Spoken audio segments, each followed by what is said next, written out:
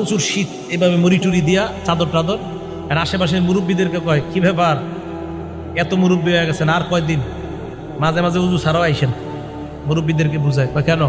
উজু ছাড়াও মাঝে মাঝে নামাজ হয়ে যায়, আজকে তো আমি উজু করি নাই। খুব বুক ফুলায় বলতেছে।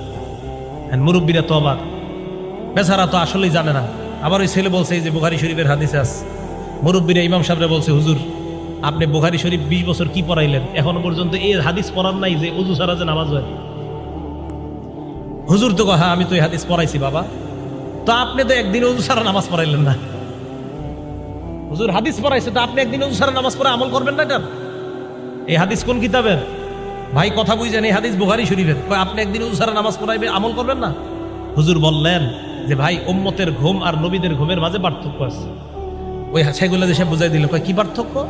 নবী যখন ঘুমায় তার চোখ ঘুমায়, অন্তর ঘুমায় না। উম্মত যখন ঘুমায় তখন উম্মতের চোখ